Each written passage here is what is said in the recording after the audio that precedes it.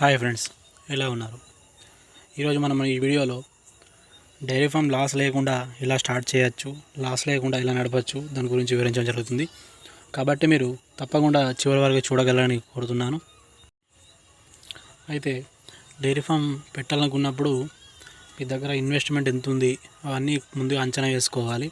అలాగే మీకు సొంత ల్యాండ్ ఉందా అవన్నీ అంచనా వేసుకొని, అయితే ల్యాండ్ ఉంటే ఎట్లా ఉంటుంది, లేకుంటే ఎలా ఉంటుంది, మీది అగ్రికల్చర్ బ్యాక్గ్రౌండా, అంటే అగ్రికల్చర్ ఉంటే కొంచెం మీకు ఎండుగడ్డి కానీ మీకు కావాల్సిన ల్యాండ్లో పచ్చిగడ్డి కానీ అంటే పెట్టుకోనికి వీలుంటుంది అన్నట్టు.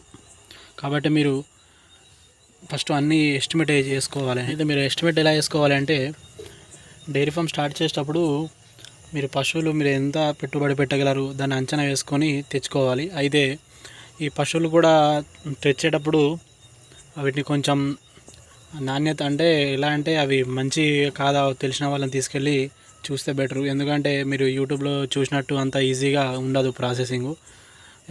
బ్యాక్గ్రౌండ్లో చాలా జరుగుతాయి, కానీ మీకు ఓన్లీ ముందు ఇంత సంపాదిస్తున్నారు అంత సంపాదిస్తున్నారని మీకు 1 lakh 2 lakh అని అనిపిస్తాయి. అలా చూసి ఆవేశపడకండి. మీరు కొంచెం అవగాహన రావాలంటే మీ సరౌండింగ్లో ఉన్న డైరీ ఫామ్లోకి వెళ్ళి విజిట్ చేయండి. అయితే వాళ్ళు మెయిన్గా పాలు పిండే టైంలో వెళ్తే బెటరు, ఎందుకంటే మీకు కొంచెం అవగాహన వస్తుంది. అలాగే ఆ ఒక డైరీ ఫామ్ మేనేజర్ను కలిసి, అదే ఓనర్ని కలిసి మీరు దానిలో ఉన్న ఇబ్బందులు కానీ దాని గురించి మొత్తం అతను వివరిస్తాడు. కష్టాలు కూడా అన్నీ ఉంటాయి, సుఖాలే ఉండవు, కష్టాలు కూడా ఉంటాయి డైరీ ఫామ్ అంటే. ఇది ఆలోచించి మీరు స్టార్ట్ చేసుకోగలరు. అయితే ఇప్పుడు నా సజెషన్ ఏంటంటే నేను చెప్తా వినండి.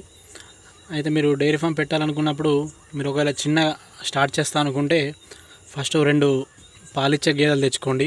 తర్వాత అవి రొటేషన్ కానీకి ఇంకా 2 కట్టిన గేదెలు అంటే చుడితో ఉన్న గేదెలను తీసుకొచ్చుకుంటే ఇవి పాలు ఇవి మానే లోపల ఈ ఫస్ట్ తెచ్చినవి మానే లోపల ఈ తర్వాత తీసుకొచ్చినవి మన మిల్కింగ్ రొటేషన్ అనేది ఉండాలి.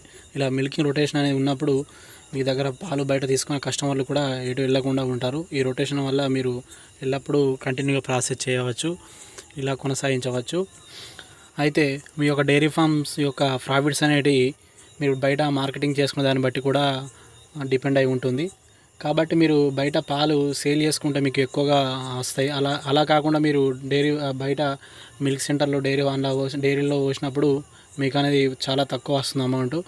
కాబట్టి మీకు లాభాలు అనేది అంతగా ఆశించలేరు. అందుకని మీరు బయట మార్కెటింగ్ చేసుకుంటే ఎక్కువ ప్రాఫిట్స్ ఉంటాయి. మీకు పాల మార్కెటింగ్ గురించి ఏమైనా సందేహాలు ఉంటే మేము ఆల్రెడీ మీ యూట్యూబ్లో వీడియో తీసి పెట్టాము. అయితే మీరు మా ఛానల్లో చూడొచ్చు. అంటే పాలను ఎలా మార్కెటింగ్ చేసుకోవాలి, ఎలా డోర్ డెలివరీ అనేది మొత్తం అలా పూర్తిగా వివరించడం జరిగింది. మేము ప్యాకింగ్ చేసి కూడా డోర్ డెలివరీ చేశాము. ఒకసారి మీరు ఆ వీడియో చూడొచ్చు. మీరు కస్టమర్స్తో జెన్యూన్గా ఉండాలి. వాళ్ళు ప్రైస్ ఎక్కువ పెడతారు కాబట్టి మీరు ఆ ప్రైస్కి తగ్గట్టు మిల్క్ పోయాలి. అలా పోసినప్పుడే వాళ్ళకి మీ మీద నమ్మకం అనేది కుదురుతుంది.